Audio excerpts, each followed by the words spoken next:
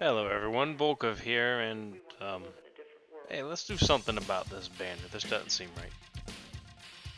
Okay, something else is missing. There, that's much better. Hello everyone, my name is Volkov, and this is the second installment of Games of My Past. Today, we'll be talking about the RTS game known as Command & Conquer. As the most veteran gamers know, this is the strategy game that set the bar for damn near all strategy games after it, and probably future strategy games from now. Command & Conquer is my first ever PC game. Coming from someone who played NES and Genesis, I was instantly hooked with the RTS gameplay. It was new, it was different, and most of all, it was a whole new front for me.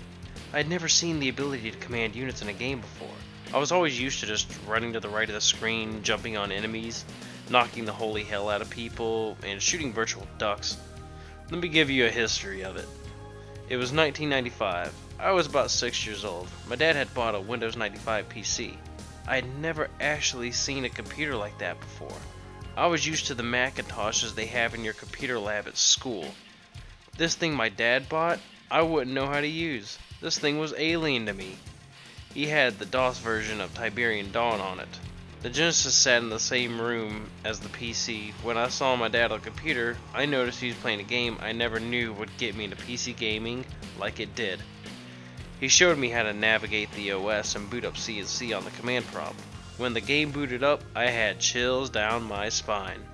I watched him play the game, which taught me how to play. The gameplay looked complicated to me, but the interface was simple and easy to use even for a 6-year-old.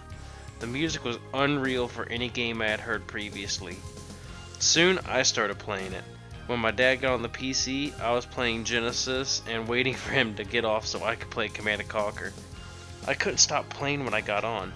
Soon my dad got Quake, Tom Clancy SSN, and Duke Nukem 3D. What kind of system is this? Fluid motion, 3D graphics, unusual UI? I couldn't get enough. Safe to say, I didn't get the PC for a while. One day, on a weekend, I walked to the PC and saw a CD case. I read Red Alert. Curious, I flipped the CD case over to see what the new game we had was. It looked familiar to Command & Conquer. I went outside with it and showed it to my dad, who had just got done with yard work. I told him, "This looks like Command & Conquer." He told me it was. I looked a second time and saw the Command & Conquer logo. I couldn't believe it. He asked me if I wanted to play it. You can imagine what my answer was. We went inside and he started it up. I recognized the layout, but the detail was so much better. I didn't have the Allied disc, so all I could play was the Soviets. The new stuff amazed me. I couldn't put into words how I felt. When I went to bed, I snuck back out to play Red Alert. I'm pretty sure that was the first time I have ever stayed up past midnight. Hell, this game is where I got my screen name from. Later that year, while fidgeting around in the multiplayer, we didn't have internet at the time, I was just exploring the menu, I discovered skirmish modes. And oh boy, the hours stacked on.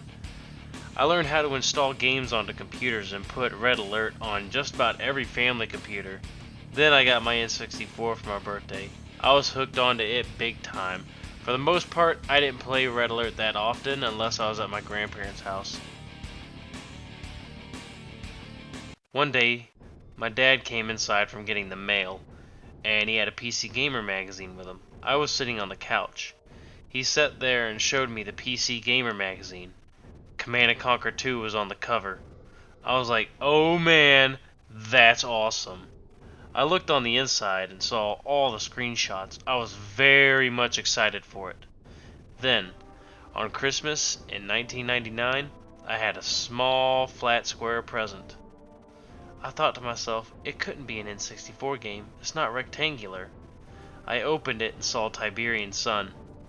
I went damn near crazy holding it. I ran to the back of the house where my grandparents had their computer. I installed Tiberian Sun on it. It took a while, but I ran the game as GDI first. The frame rate was bad on the Windows 95, but it was still playable. I didn't care. The graphics blew my freaking mind.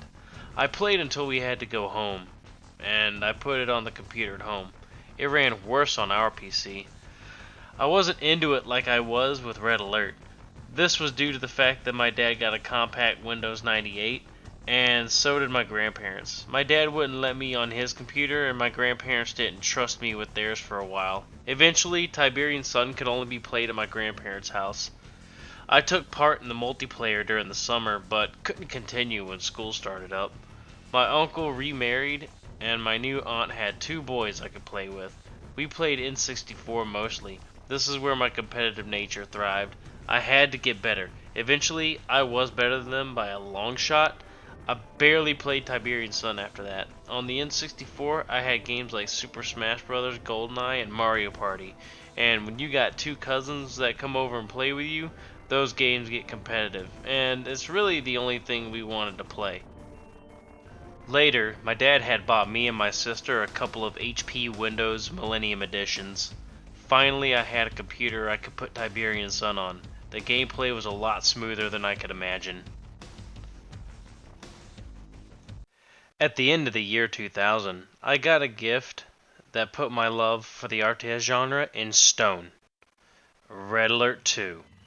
I didn't go crazy like I did for Tiberian Sun, but my dad told me this game is awesome, and he pretty much emphasized it. I installed it on my HP. What I played was nothing short of absolutely amazing. Things I could do in this game, I never thought could be possible in any game. I was putting units inside of units to create new units. Each unit was unique and served a purpose. Nothing was left to waste in this game. When the guitar hit in the intro, I had chills all over, and I'm pretty sure Frank Klepacki turned me into a metalhead. The cutscenes were full of vigor and entertaining to watch. They got rid of the intro and the outro cutscenes to each mission. I miss those bastards. Other than that, my N64 was collecting dust. I put so many hours into Red Alert 2 and went apeshit when I got Yuri's Revenge. It fucked my head. I found out there was a third faction that could do things and operate completely different from the other 2. I could not stop playing at all. The summer was not wasted because of that game and Homeworld. I played PC hardcore and I ran Red Alert 2 straight into the damn dirt. A couple of years later, my dad showed me a video. I will never forget the words to that video. It went, "For all you Command & Conquer fans out there, we got a present for you." Then I saw Renegade. The 2 things that amazed me about PC gaming from the get-go are now in one. I got a demo disc from PC Gamer that I actually still have the demo disc in a CD wallet. It had Renegade on it. I ran the demo and it played like hot trash on my Millennium Edition. It was unplayable. I was sad as hell and pissed off for the most part. One day, my mom got a Dell Inspiron laptop. I put Renegade on it and it ran so much better. I played the hell out of the single player, but couldn't get onto the multiplayer until my grandparents got faster internet. So that summer was spent on Renegade and Battlefield 1942. I couldn't play multiplayer at home. I played a few playthroughs on Renegade, but went back to Red Alert 2, Halo, and Mega Assault. Eventually, I gave up on PC or Xbox. One day in 2004, I got Command & Conquer Generals. I wasn't looking forward to it. Seeing what it was, I knew any computer we had could barely run it. I had fun playing it, but longed for the old ways. And the most important thing was, I saw the Westwood logo was not on this one. The gameplay wasn't that bad, although the frame rate was god-awful.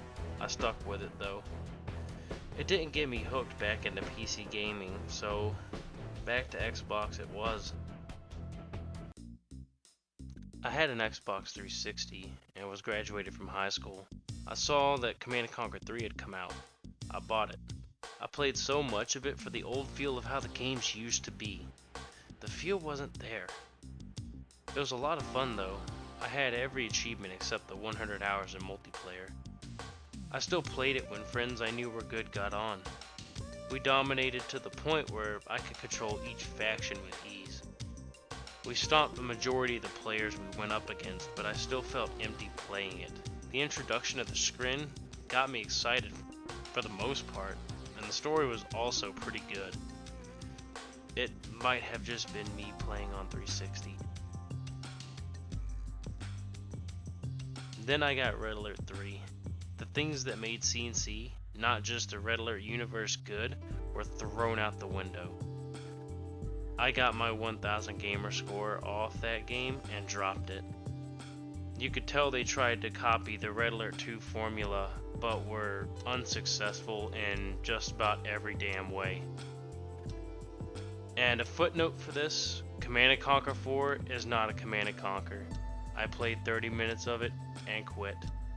To summarize this, Command & Conquer is the reason I started PC gaming in the first place, the reason I returned to PC gaming for a while, and to be honest, Microsoft's Xbox One reveal is the reason I got back into PC gaming and the reason I'll probably never leave. I still play Command & Conquer occasionally, but my love for the series will never go away. Westwood Studios and Frank Klepacki, thank you all for the experience that you gave me that made me love RTS games as much as I do. You are the sole reason I play them, and to EA, burn in hell. Well, that's all I have. I will see y'all later. Volkov out.